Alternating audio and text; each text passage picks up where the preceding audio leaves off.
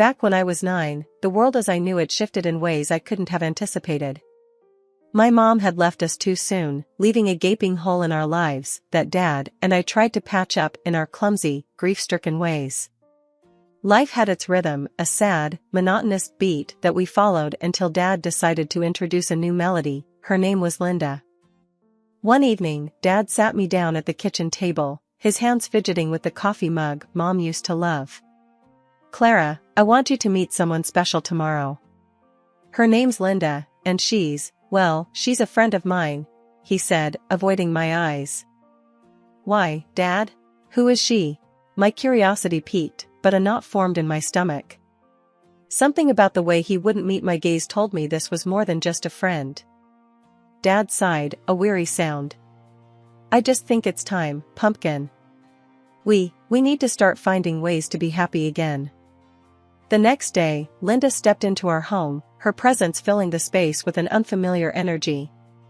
She was all smiles and sweetness, extending a hand adorned with shiny rings. "Hello, Clara.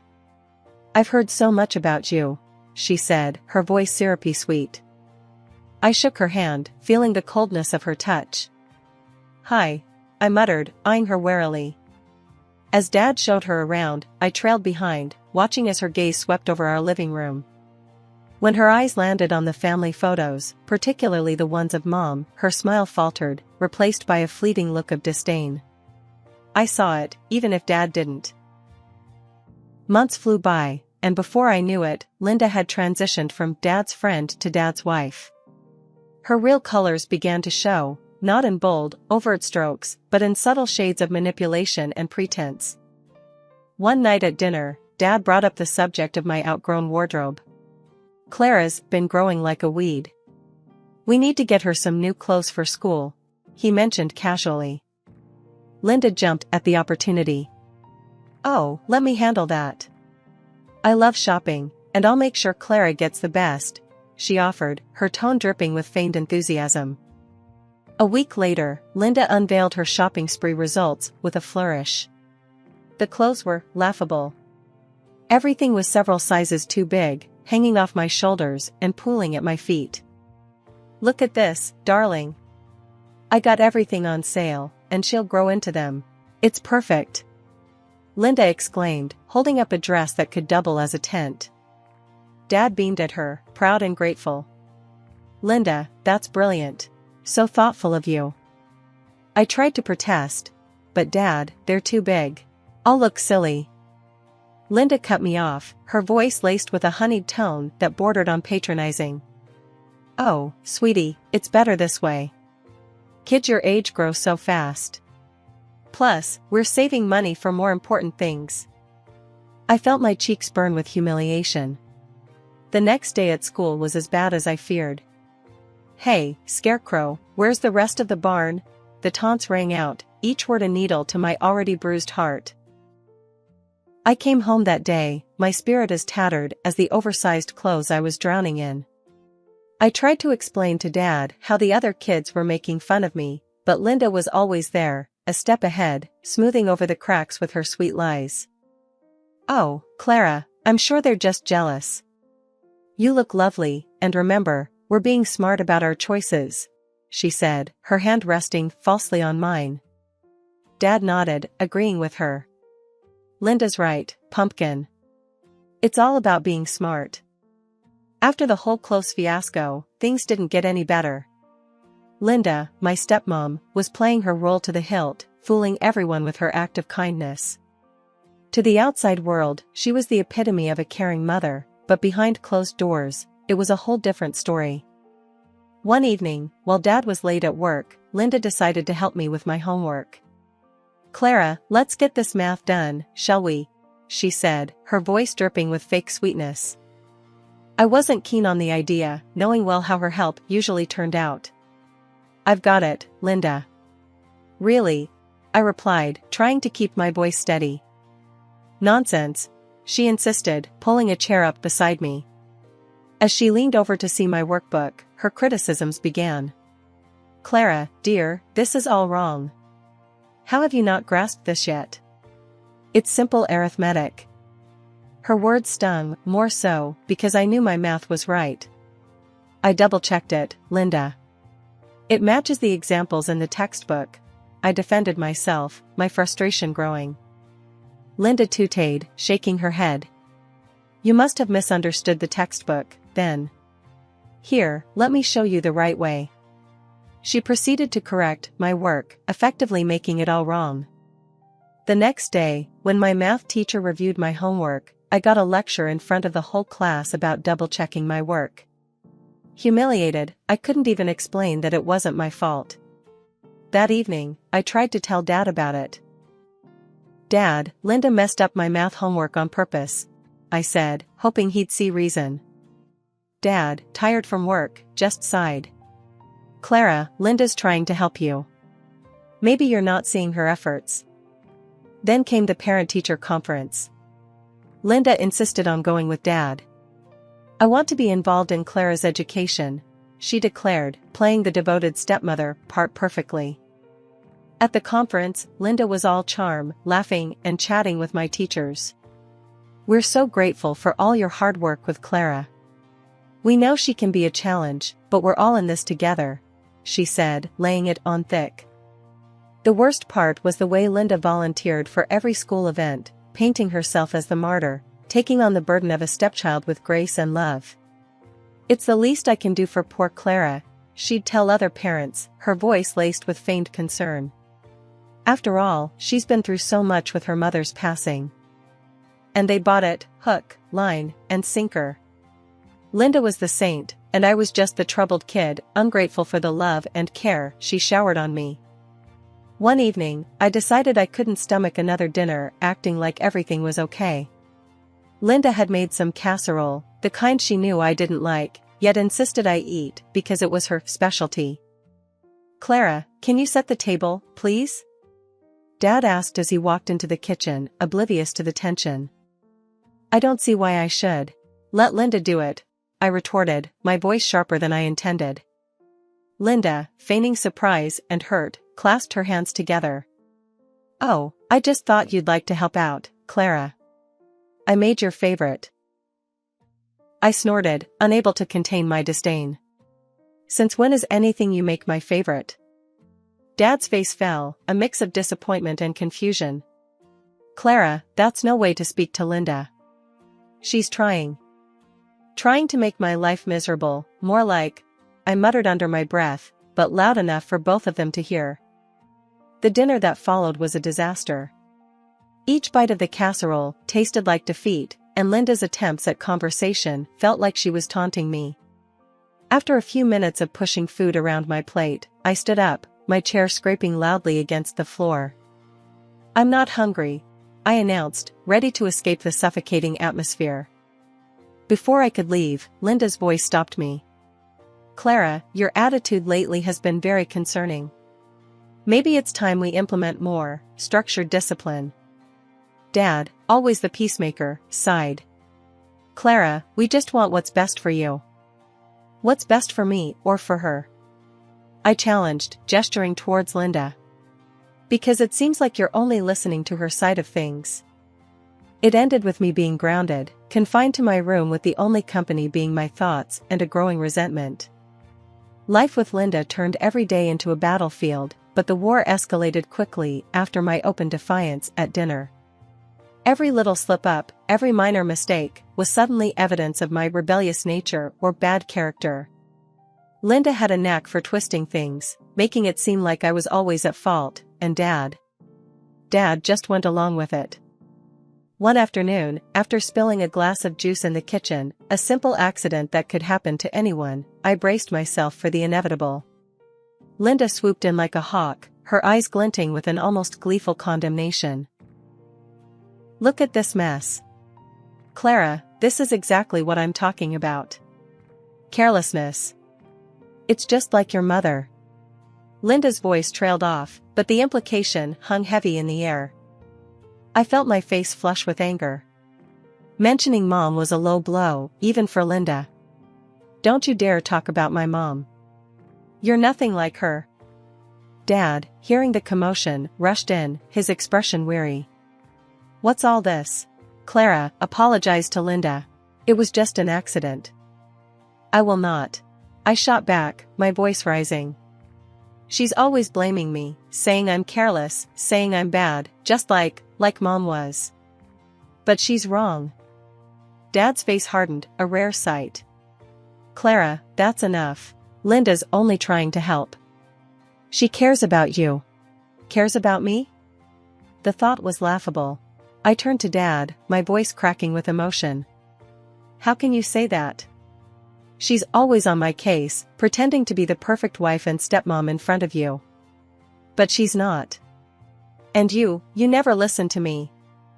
Later, when the house was quiet, and I had time to think, I realized the toll it was taking on me.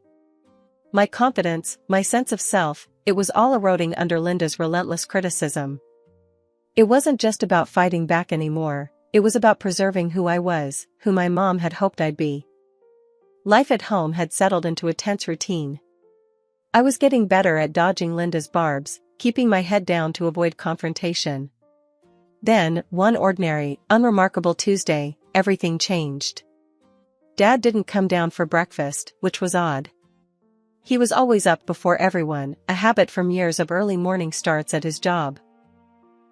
I decided to check on him, thinking maybe he needed a sick day, something he never took. The moment I opened the door to their room, I knew.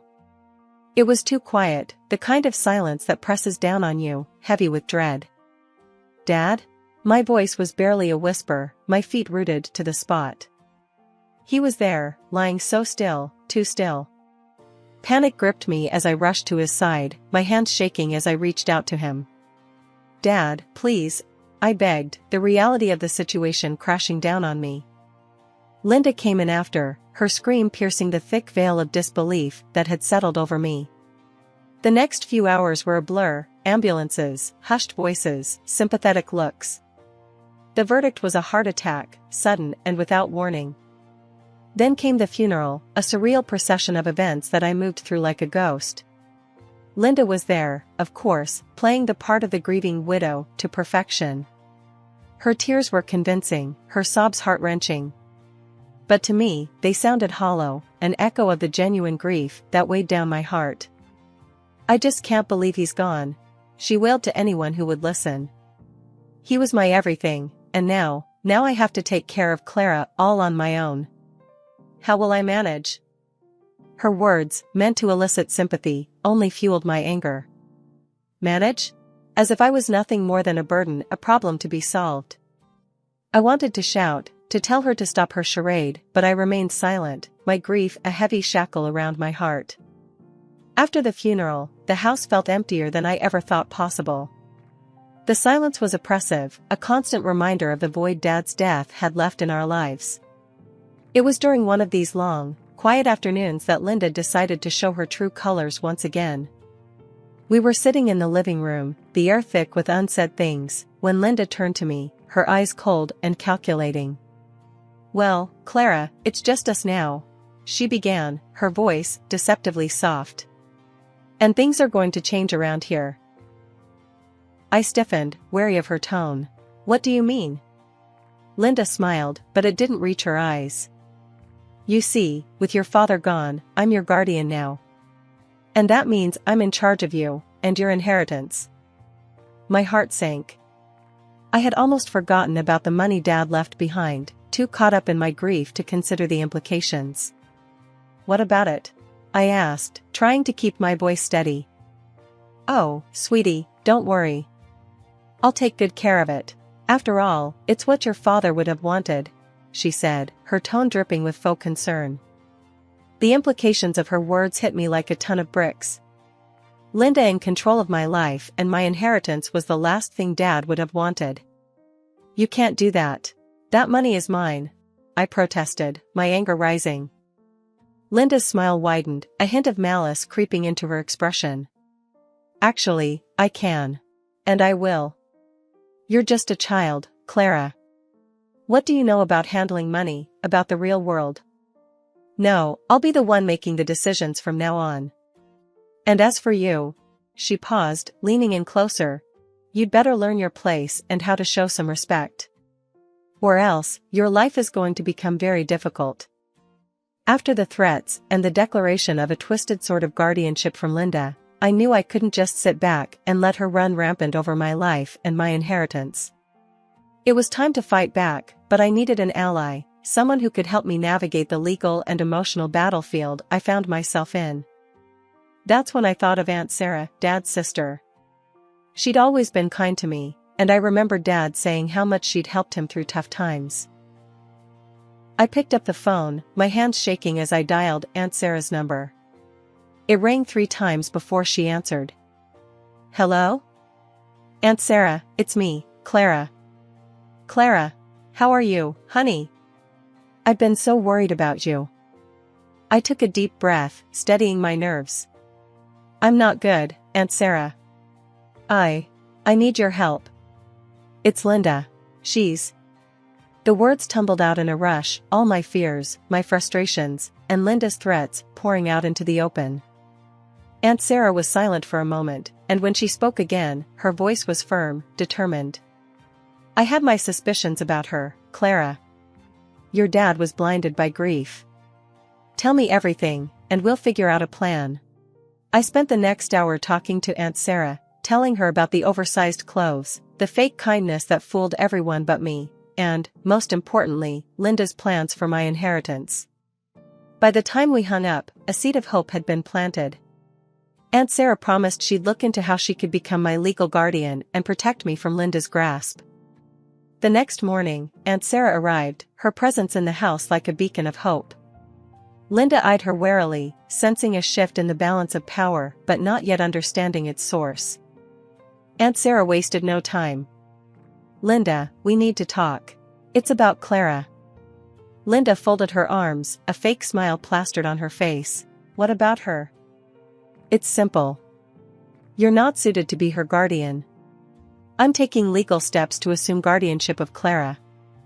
Linda's smile faltered, her eyes narrowing. You can't do that. I'm her stepmother.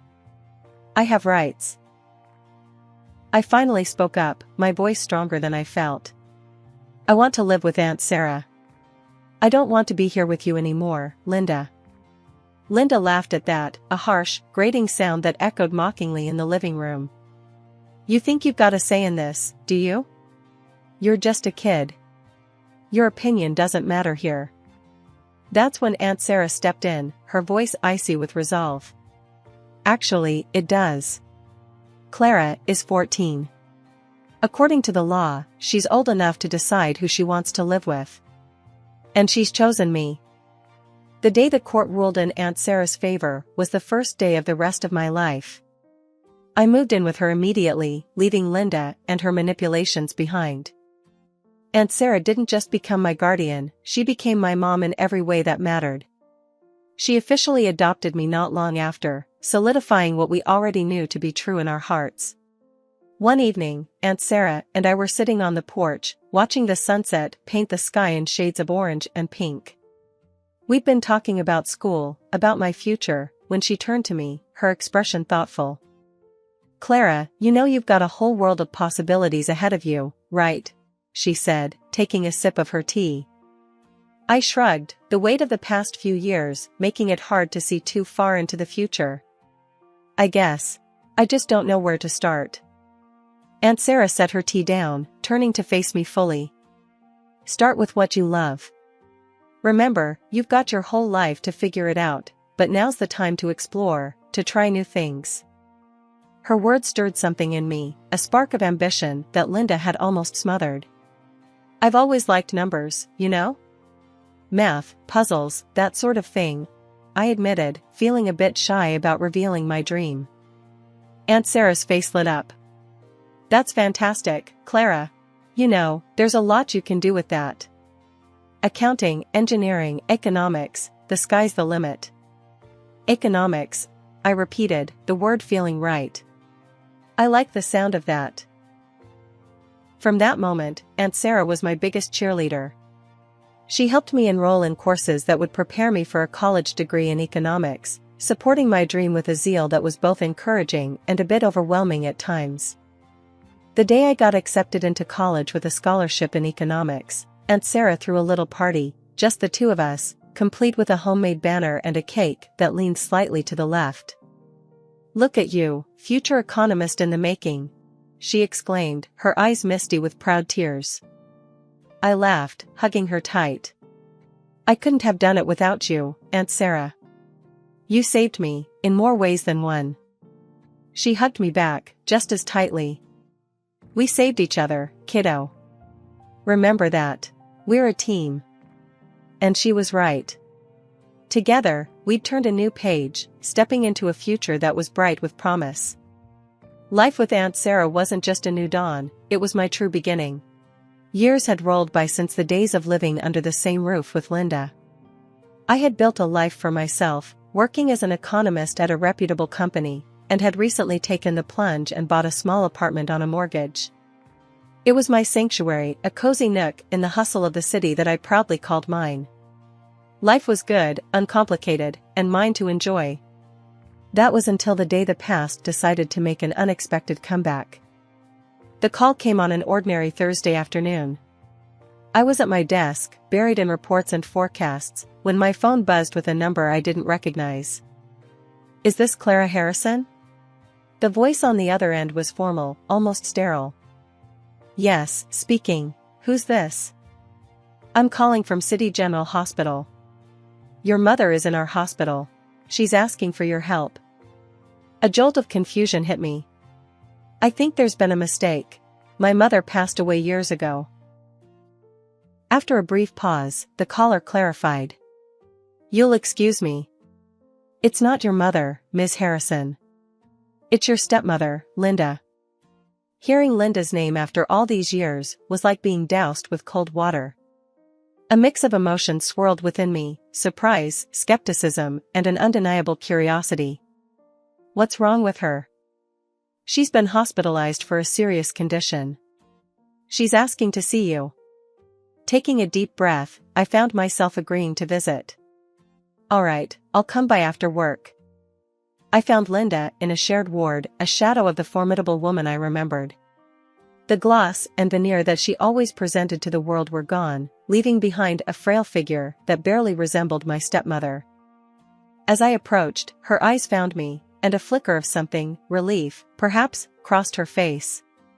"Clara," she croaked, her voice barely above a whisper. "You actually came." I took a chair by the bed, keeping my emotions carefully neutral. "The hospital called. Said you wanted to see me." She exhaled, a sound filled with defeat. I squandered everything. Your father's money, it's all gone. And now, I'm here, with nothing. I need help, Clara. For treatment and rehab." Sitting there, in the cold, sterile light of the hospital room, a flood of memories washed over me. All those years under Linda's roof, the subtle jabs, the manipulation, the way she made me feel like an outsider in my own home, it all came crashing back. She was asking for help now, but back then, would she have lifted a finger for me? The answer was as clear as the disdain in her eyes whenever she looked at me.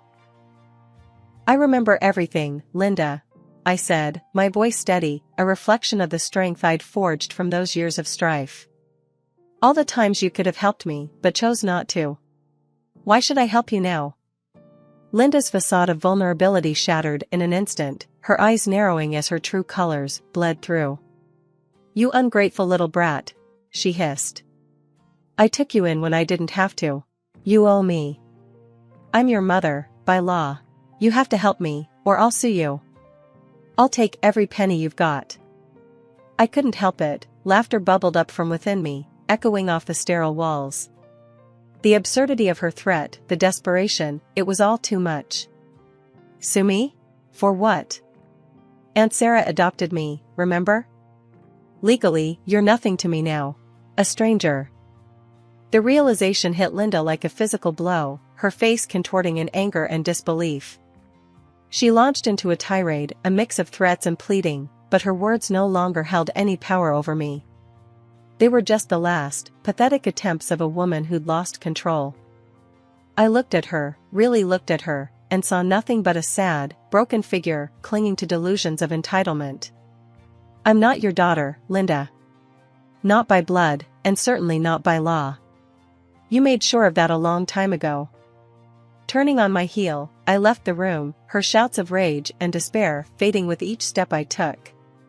The weight of the past, the burden of her presence in my life, it all seemed to lift, leaving a clear path ahead. Outside, the world seemed brighter, the air fresher. I took a deep breath, savoring the freedom, the closure.